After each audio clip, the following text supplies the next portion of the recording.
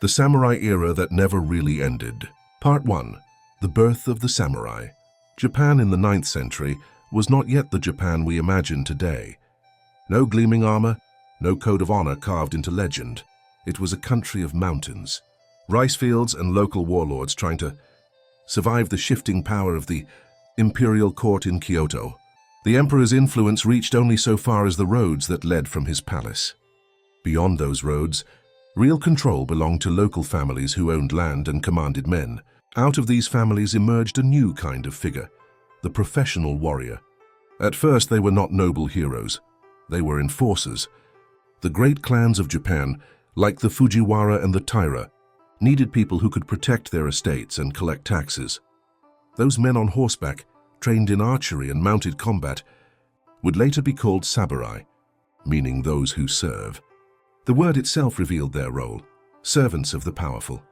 As Kyoto's government grew weaker, the warriors grew stronger.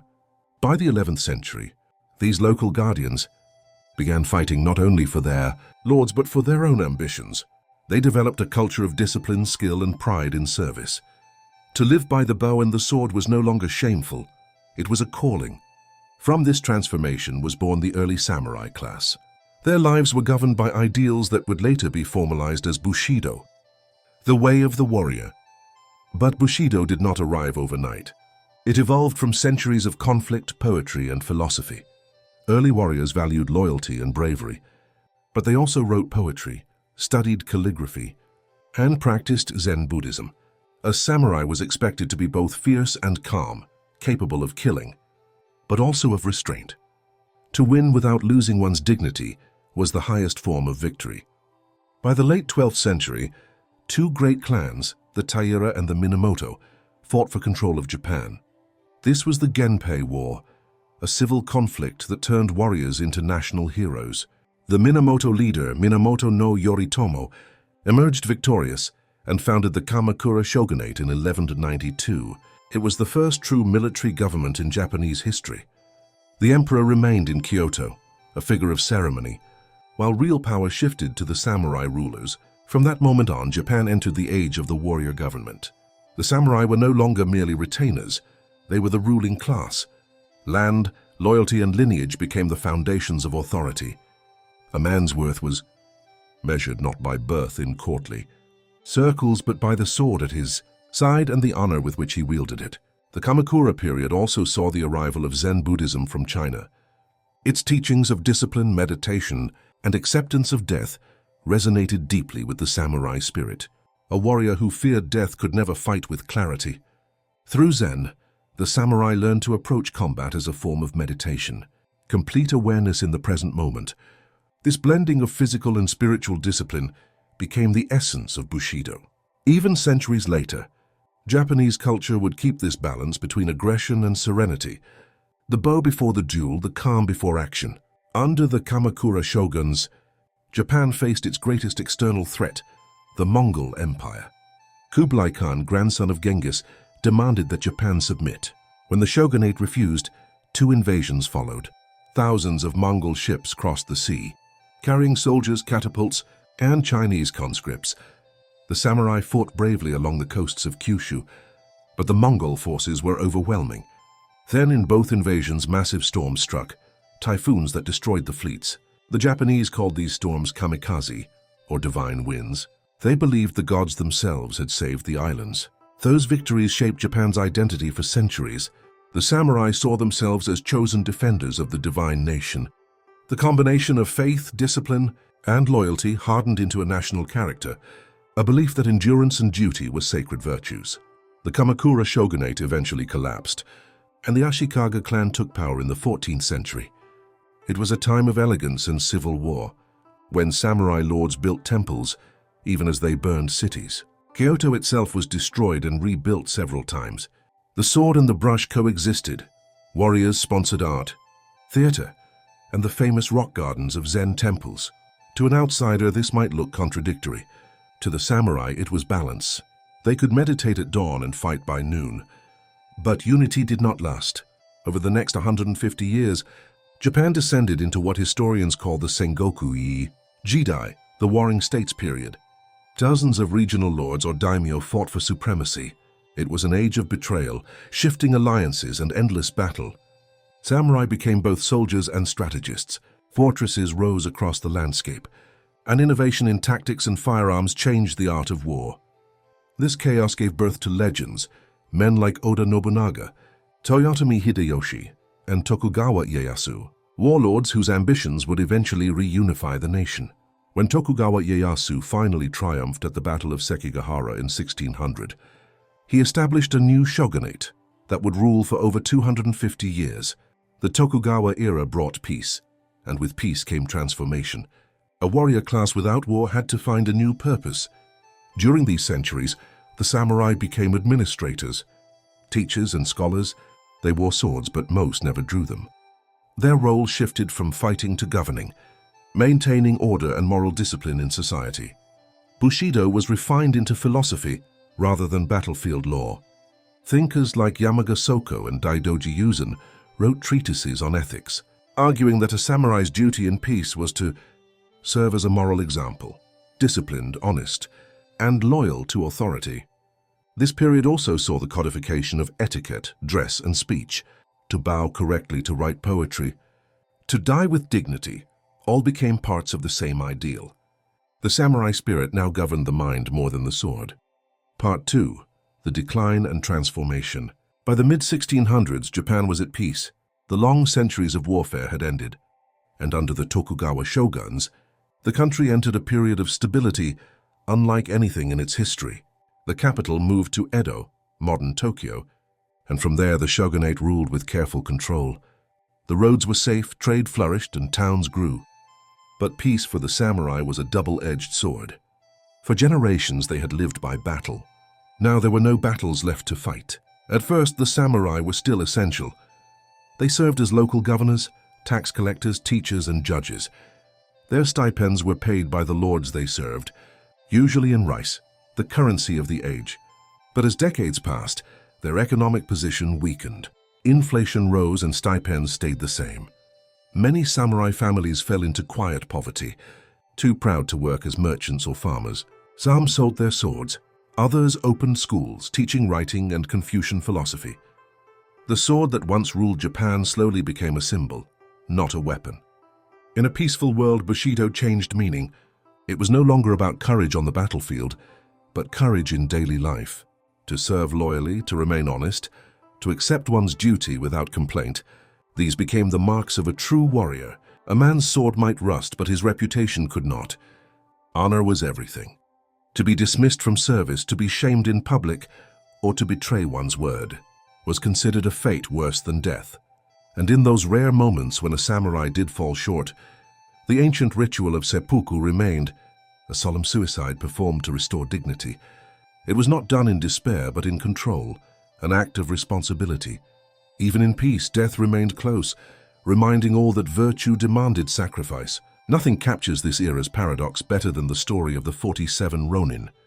In 1701, a young lord named Asano Naganori was humiliated by a corrupt court official, Kira Yoshinaka. Asano lost his temper and drew his sword inside Edo Castle, a grave offense. He was ordered to commit seppuku. His samurai, suddenly masterless, became Ronin, wandering men with no purpose. For nearly 2 years they lived in secret, pretending to have moved on. Then one winter night they struck. They broke into Kira's mansion, killed him, and laid his head on their lord's grave. Knowing what awaited them, they turned themselves in. All 47 were sentenced to death, but allowed to die by seppuku. To the authorities it was justice. To the people, it was purity. They became heroes, symbols of absolute loyalty. The story spread through songs, plays, and prints. Even today, the graves of the 47 Ronin at Sengakuji Temple in Tokyo draw visitors who bow in silence before the stone markers. Their act showed that Bushidō still ruled hearts, even when the sword had lost its power. As the 18th century wore on, the balance of Japan began to shift. Merchants, once at the bottom of the social order, grew rich through trade. Samurai, forbidden to handle money, depended on stipends that lost value year after year. Some secretly entered commerce through relatives. Others borrowed heavily. By the 1800s, Entire classes of samurai were drowning in debt, yet pride prevented them from abandoning the old ways. Their armor gathered dust, their swords were ceremonial, but their sense of duty remained unbroken. This quiet, disciplined endurance would later shape the modern Japanese character. Then in 1853, the world came knocking. 4 black steamships, commanded by American Commodore Matthew Perry, appeared off the coast of Edo Bay. The sight of smoke-belching engines and cannons shocked the isolated nation. For over 2 centuries, Japan had shut itself from foreign contact under a policy known as sakoku, closed country. Now the Western powers demanded trade, treaties, and technology. The shogunate was paralyzed. Some samurai believed Japan must modernize to survive. Others saw Western influence as corruption. Among the loudest voices for change were Satsuma and Choshu, 2 powerful domains whose samurai called for the emperor to be restored as the center of authority. They rallied around the slogan Sono Joy, revere the emperor, expel the barbarians. Civil unrest grew, riots erupted, assassinations followed, and for the first time in centuries, samurai drew their swords in real combat, not against each other for territory, but for Japan's soul. In 1868, the old Tokugawa order collapsed. The young Emperor Meiji reclaimed political power, promising modernization and national unity. Railroads were built, Western science was introduced, and the feudal system was dismantled. But progress came at a cost. Within a few years, the samurai class was officially abolished. Their swords were banned in public, their stipends replaced by government bonds that quickly lost value. Many who had served generations of lords found themselves unemployed overnight. The government created a conscripted army based on Western models.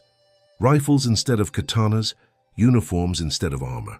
For the samurai, it was not just the end of privilege, it was the death of identity. The pain of that loss exploded in 1877. Saigo Takamori, once a hero of the Meiji Restoration, led a revolt of disillusioned warriors in southern Japan. His followers were men who could not accept a Japan without Bushidō. They faced the imperial army, modern, well-equipped, and numerous. The rebels fought bravely but were crushed. Saigo, wounded and surrounded, chose the traditional way. He ended his life by seppuku. The government labeled him a traitor, but the people called him the last true samurai. His legend grew so powerful that even the emperor later pardoned his name. Statues of Saigo still stand in Tokyo today, a reminder that even in defeat, the samurai spirit endured. After the rebellion, Japan moved forward at breathtaking speed. Factories, schools, and railways transformed the country. Within 30 years, Japan defeated China and then Russia in modern wars, proving itself a world power. But behind the rifles and ships still beat the old heart of Bushidō.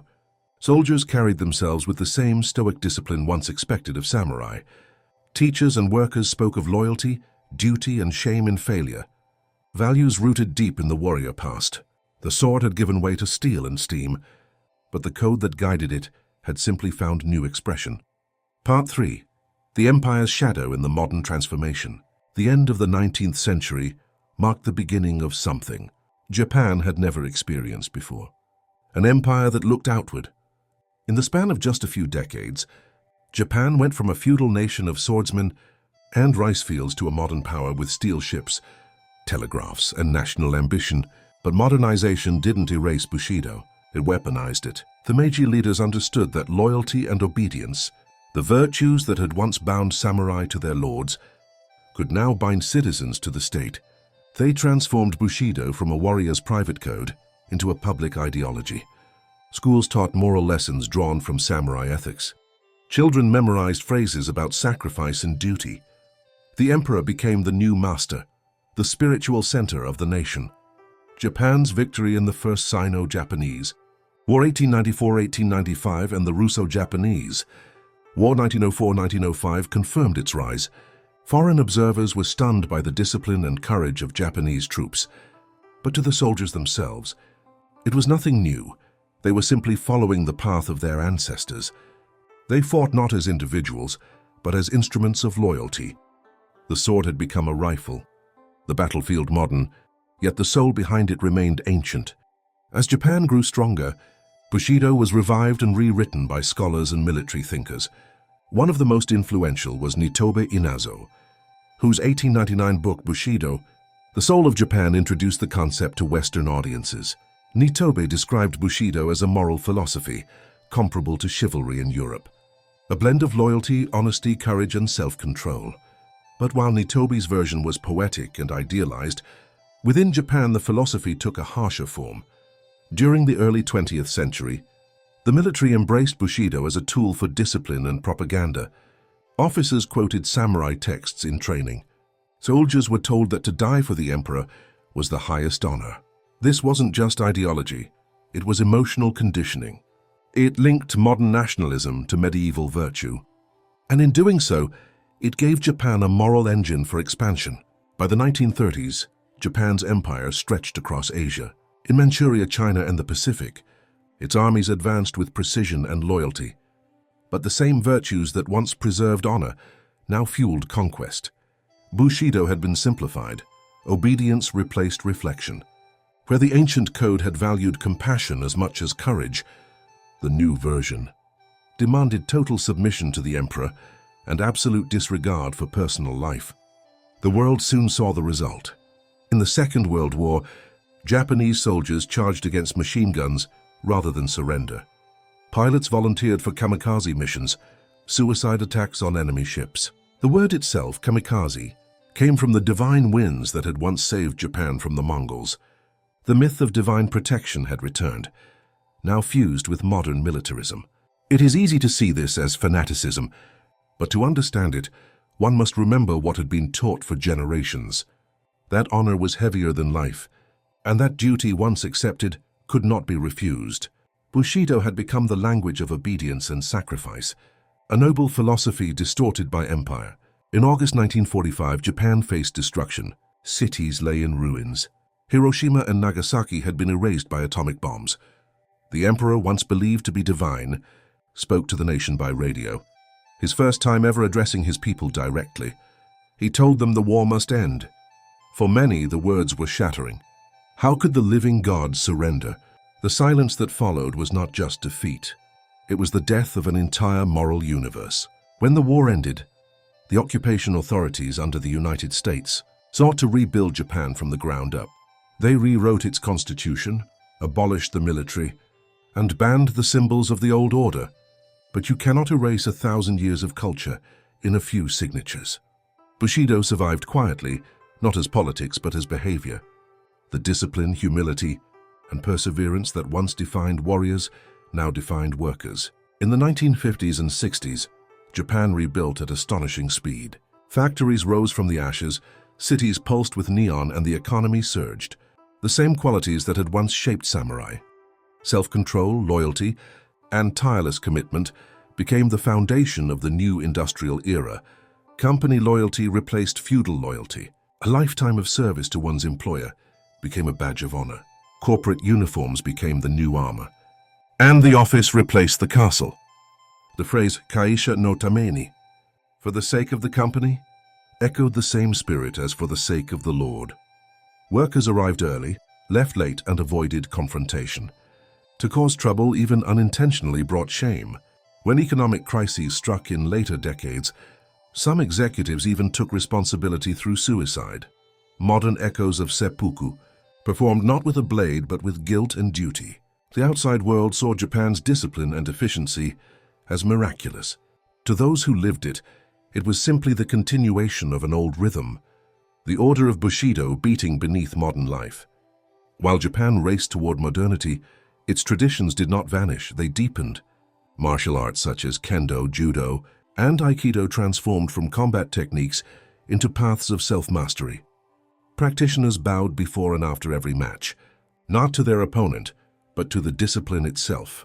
Each strike of the sword, each step of the kata, was an echo of centuries of practice. Even calligraphy, tea ceremony, and gardening carried the same idea. Perfection through repetition, beauty through control. This continuity fascinated the world. To many outsiders, Japan seemed a paradox. How could a nation of robots and skyscrapers still cling to rituals from the age of the sword? The answer lies in the samurai's greatest legacy, The belief that progress and tradition need not be enemies. To master one's craft, to live with purpose and dignity, these ideals never expired. In the late 20th century, as Japan's economic miracle astonished the globe, Western thinkers began revisiting Bushidō. Books and films portrayed samurai as paragons of honor in a cynical age. Movies like The Last Samurai romanticized their downfall, while martial artists adopted Zen-inspired discipline. Corporate leaders quoted Bushidō in motivational speeches, often forgetting that it was less about power and more about humility. But for Japan, it was never nostalgia. It was memory, a quiet awareness of continuity.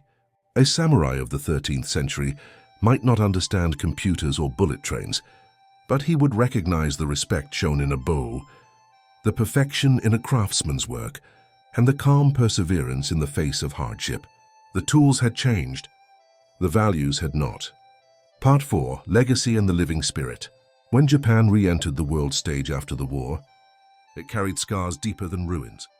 It had lost the myth of divine destiny, yet it had kept something far more resilient: discipline, restraint, and pride in work. In silence, the code endured. You could see it not on the battlefield, but in factories, classrooms, and offices. The same traits that once defined a warrior now defined a citizen. A craftsman shaping steel for a kitchen knife, a teacher bowing before class, a worker staying late to perfect a report. These were not random acts of diligence. They were echoes of Bushidō, stripped of armor, clothed in humility. Japan had transformed the sword into structure, the battlefield into daily life. Honor, the core of Bushidō, never truly disappeared. It merely changed context. In traditional Japan, honor was personal and visible. A man's reputation followed him everywhere. Today, that same pressure exists in collective form. To disappoint one's company, school, or family still brings deep shame. Apologies in public life are often formal and emotional, bows that last for seconds, sometimes minutes. For outsiders, these displays seem excessive, but to the Japanese, they are not theater. They are restoration. Each apology is a ritual, a small act of moral seppuku, the symbolic offering of one's pride to regain harmony. In politics and business, resignation is often seen as the honorable path after failure. It is not imposed from above, but expected from within. This quiet acceptance of responsibility, a willingness to fall on one's own sword rather than drag others down, is the modern face of samurai virtue. Not all who inherited the samurai spirit used it for noble ends. Japan's organized crime families, known as the Yakuza, adopted parts of Bushidō to create their own code of loyalty and hierarchy. Members swear oaths of obedience and address their leaders as Oyabun, father. Betrayal is punished by yubitsume, the ritual cutting of a finger, a physical mark of repentance. Their tattoos, often depicting dragons, tigers, or samurai warriors, are not just decoration, but symbols of commitment to a life outside the law. To the Yakuza, their world mirrors the old clans, bound by honor, duty, and protection of territory. They view themselves not as criminals, but as men living by an ancient code in a modern age. Of course, their actions often contradict the moral roots of Bushidō, but the symbolism reveals something profound. Even rebellion in Japan borrows from tradition. In Japan's government and bureaucracy, the same structure of loyalty and hierarchy persists. Civil servants dedicate entire careers to one ministry. Leaders speak softly, avoid confrontation, and prioritize consensus over personal ambition. To defy one's superior is rare, not from fear but from respect for order. This cultural continuity can frustrate outsiders who seek efficiency or transparency. Yet it maintains social harmony, the same goal the samurai once protected. When scandal strikes, public officials often bow before cameras, apologizing deeply before resigning. It is a kind of moral cleansing, an acknowledgement that dignity must be restored through humility. The act may be modern, but its soul is ancient. As Japan entered the global cultural spotlight, the image of the samurai became one of its most powerful exports. Films like Seven Samurai 1954 and Yojimbo 1961 reintroduced the warrior to the world, portraying not just his skill, but his inner struggle between violence and virtue. In later decades, anime, manga, and video games carried the legacy to new generations. From Rurouni Kenshin to Ghost of Tsushima, the samurai became a bridge between history and imagination. Yet even within entertainment, respect remained. The samurai is never depicted as a brute or a conqueror, but as a man fighting his own nature bound by principle. That balance between ferocity and restraint continues to fascinate audiences across cultures. Perhaps because it reflects a question we all face: how to remain moral in a world that rewards power. If you walk through modern Japan, you won't find swords at people's sides or armor on display, but you will find precision, duty, and quiet excellence in nearly every aspect of life. Trains arrive on time to the second. Craftsmen devote decades to a single skill. Cleanliness, order, and politeness are treated not as virtues but as obligations. This is the essence of Bushidō in practice, a society guided by conscience rather than law, by collective honor rather than individual ambition. A sushi chef sharpening his knife with calm concentration, a gardener trimming branches with symmetrical care, a teacher staying late to help a struggling student, all carry the same invisible armor. They fight not enemies but imperfection. They pursue mastery, not fame. Their battlefield is life itself. In recent decades, scholars have debated whether Bushidō ever existed as a single code.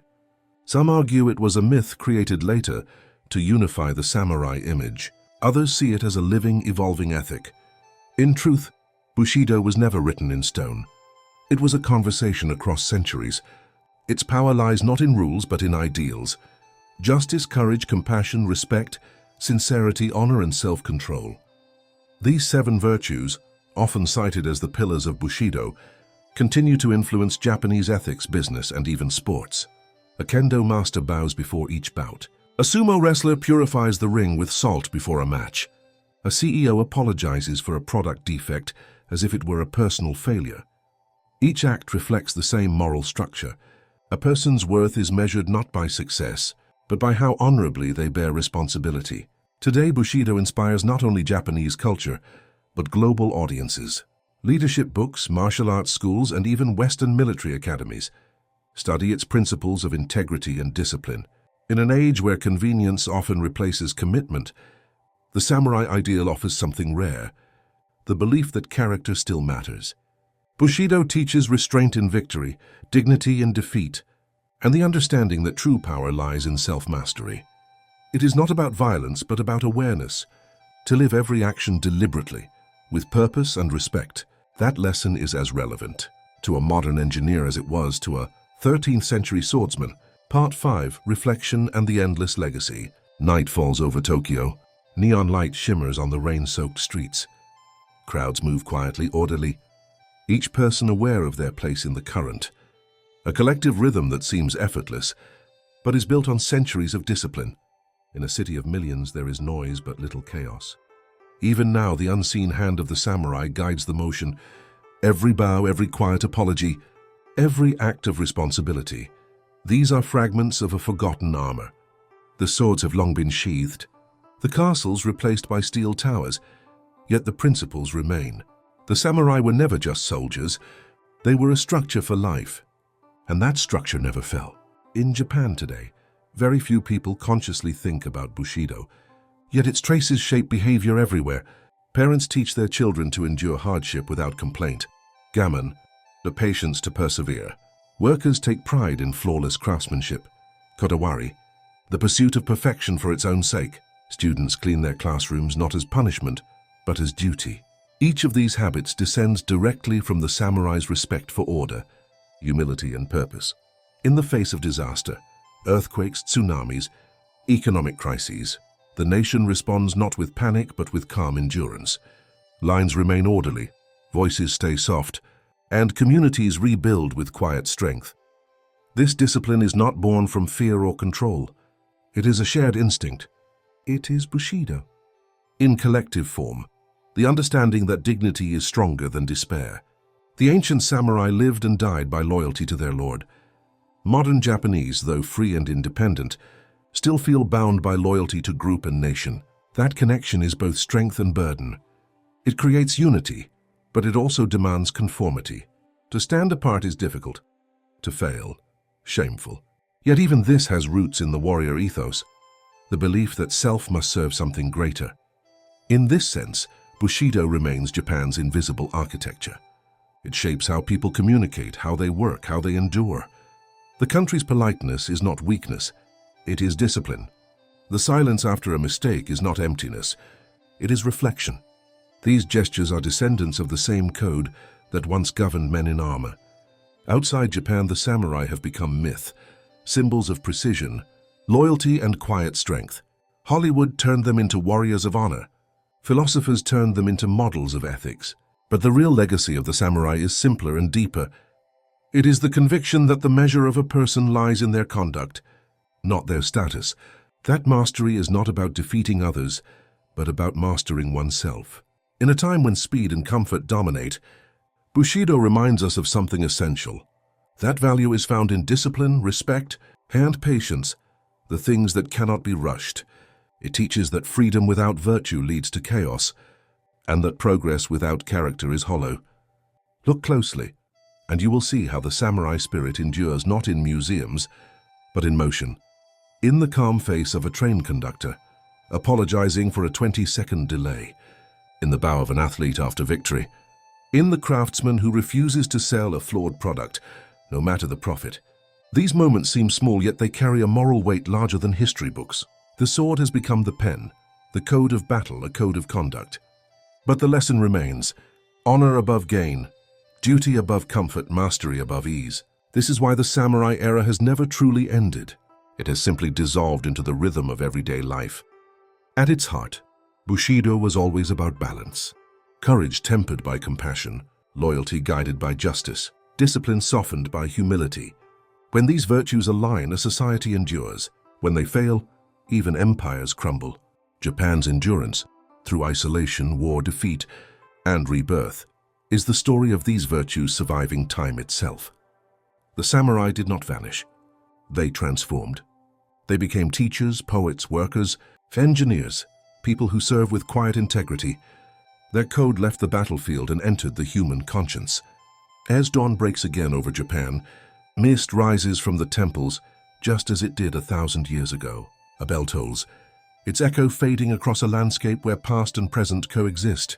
The samurai no longer walk these streets, but their spirit lingers in the patience of the people, in the precision of their work, and in the grace with which they face failure and success alike. The armor has turned to memory, the sword to symbol, but the soul of Bushido still whispers, in the silence after a bow, in the calm before a storm, in the courage to do what is right even when unseen. Because the samurai era was never just an age, it was and remains a way of being. This was the story of the samurai era, the era that never really ended.